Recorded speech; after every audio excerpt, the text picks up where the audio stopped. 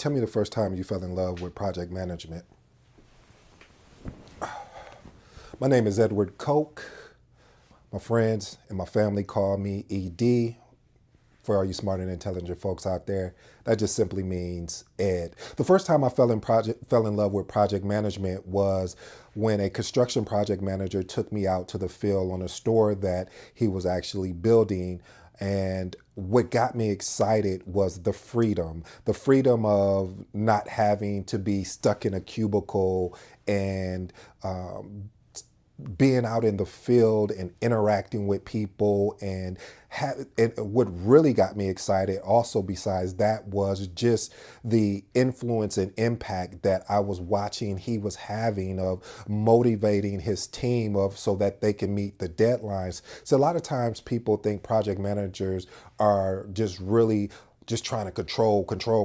But the reason why I shouldn't say, the reason why they put in controls is to make sure that they can meet deadlines and be able to meet their budget and things of that nature. So, of course, of the triple constraints. So what I'm really trying to say, family, is when I fell in love with it is when I was out there in the field with him and he was just talking to different people, trying to understand where they were at on the project. You said you were going to do A. Did you do A? And if you didn't do A, why didn't you do A? And how do we get to make sure that you complete task A per se? And so that was just like, wow, this is leadership. Like I'm not just always managing. See, and that's what you're going to find out in my journey about project management. I am more excited and encouraged about the leadership aspect than the management aspect. Yes, yes, you do have to manage as part of it, but there's a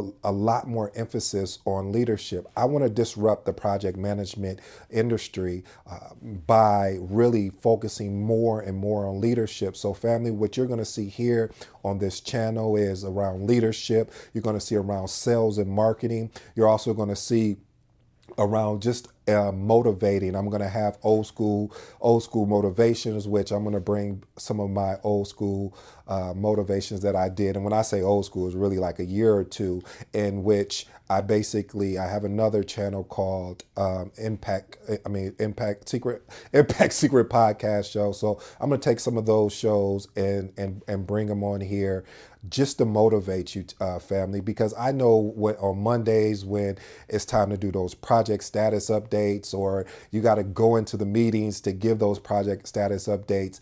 Sometimes you're not a bearer of good news, as they would say. You're coming in and you have to tell them why your project is in red or why your project is in yellow. And also just want to motivate you, family, because a lot of times as a project manager, I really think it's really an entrepreneur endeavor in a sense, because you spend a lot of time alone of reading over information, having interviews with people to understand where they're at in a project, holding meetings and creating agendas and creating the structure to ensure that you can lead a project. You heard me say lead, not manage, a project effectively and efficiently. So I hope you follow me on this journey. The company is called Conscious Agility. Conscious Agility.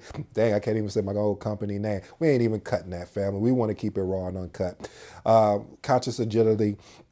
And with Conscious Agility, what we're here to do is we're just here to serve. My whole thing is when I learned this from one of my mentors about, having the server to type mindset or just basically servant leadership, it really excited me. And so I want to be a servant leader. I want to learn from you, and hopefully you can learn from me. And just follow me on this journey as I build out this organization, as I, try to figure out which way. So this is the first video. This is my origin story. I hope you come along and enjoy what we do here. And if not, still subscribe, because you may be able to laugh at me along the way. Until next time, this is your boy ED. This is Conscious Agility. And remember, you can only improve in one increment at a time. I don't know. It just sounded good.